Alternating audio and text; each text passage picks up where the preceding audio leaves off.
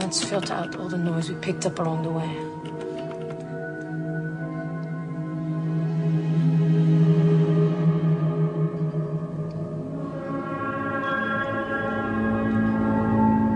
Holy shit. Eddie Sakamura. Then he witnessed a murder. We just saw a clip that has one of the, in my view, most common Hollywood misbeliefs, that you can zoom into an image arbitrarily many times and make it really, really clear. Since many people today have digital cameras, it's really important they understand there's a limit. You can blow an image up 4 times, maybe 8 times more than the sensor if you're really aggressive. But after that, there just simply isn't anything you can do. There's a fundamental theory called the sampling theory that says there's a limit to how much information you can get and how much you can put together out of that sample just isn't there. Sometimes it looks like you can. If you take a film photograph, you can zoom in many times because it has more resolution than the photograph itself actually showed you. But there's still a limit on that, and it's a question of the difference between what you saw the first time and where you go in the end. But Hollywood likes to zoom into films as many times as you can until you get the resolution. You can't do it no matter how good your digital camera is. You can't zoom in more than it has maybe 2 or 4 times.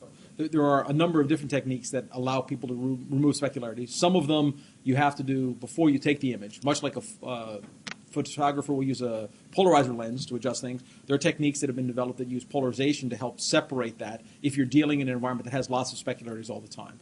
There are some post-processing techniques. The most effective ones actually use video, not a still, because then they can use the fact that the 2 scenes are moving incoherently. But there's been good work in the last couple of years of trying to separate what is most plausibly from one image and what's most plausibly from another, given the 2 signals are mixed together. But again, there's still some inherent limitations. If I have 2 things that have been added together, right, I can't necessarily subtract them without losing a little bit of one or the other into the mix, especially given the finite dynamic range of a camera, where you just don't have arbitrarily many values you can have. As you mix them together, you just lose something inherently. The image they ended up with, in that sense, if it was having removed a reflection, if the camera had been zoomed in today, that's probably within the realm of what could be done in 5 to 10 years, maybe even a year or 2, given some of the best lab technologies, if the camera had been zoomed in tight on it to begin with and had enough resolution of what's going on there.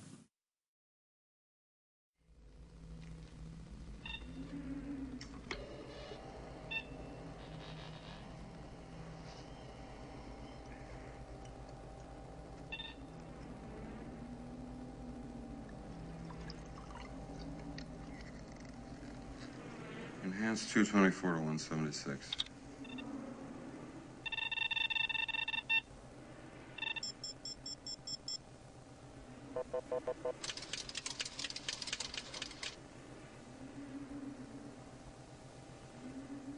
And then he zooms in, and it's sort of okay because it's kind of slightly lower resolution when he zooms in, so that's good. He's not magically doing super resolution. But this looks a bit too good. Okay, so this must have been a very high resolution camera. So that wasn't what he was looking for. Now I think he's looking in the mirror in the photo. 34 to 47. And he zooms in again to the picture in the mirror. It's all fine. Oh, now he's found something.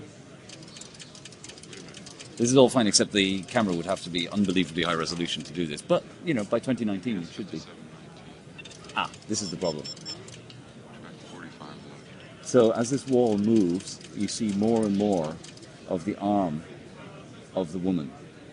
Okay, so that means that the camera is at a single viewpoint. There's no way it can possibly see both all of the stuff behind the wall at the same time. And then he's just zooming in again. At that point, he zooms in and you can see some sort of graininess. So they're sort of implying that there is a maximum resolution. Yeah, it kept zooming in, too much. But maybe we can deal with that, okay? That just says that, in the future cameras are going to be 100 times better than they are today. That doesn't seem too implausible. It's funny, actually, because the whole thing is, there's a movie from the 60s called Blow Up, and there's a Mel Brooks spoof called High Anxiety, and these are all about having pictures captured on a film camera, so the resolution is a limitation, and you kind of the character in the movie is desperately trying to find some detail in the picture. So this zooming in idea has been around for a while. But it's just a question of whether the camera had a high enough resolution to do that. So I don't know.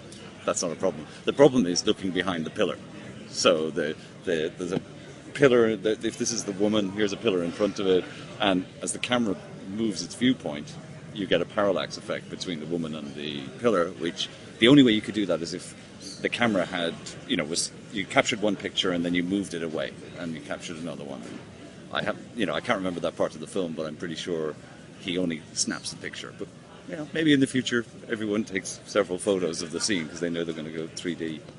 If he put, if whatever it is that he put in that machine had multiple views of that scene, then this could potentially be done today. Yes. So if he had in that room many cameras which took pictures from many different angles, then sure you can actually potentially construct complete 3D structure of the room, and you can see it from any angle from any angle humanly impossible. Actually, like you can see it like if you're hanging from the ceiling, you can. If you put camera on the ceiling. If you have one camera, or even with two cameras, it's highly unlikely. And it looked like he just put one picture, so I actually didn't see that. Yeah, I think so. I don't know. I mean, it looked like the kind of picture you take from outside a window, in which case it's not like you could see this is, the movie is set in our century, right? So, no, I don't think. Computer vision technology is not that far advanced. We're trying really hard to have many cameras that construct. No, wait. This movie has artificial intelligence, like robots roaming around with artificial intelligence. in our century. Oh. Well, it's a little in the future. I don't know exactly which century. Okay, I didn't see the movie. Yeah. So basically, eventually, with many cameras, it will be possible. Nowadays, I don't think so.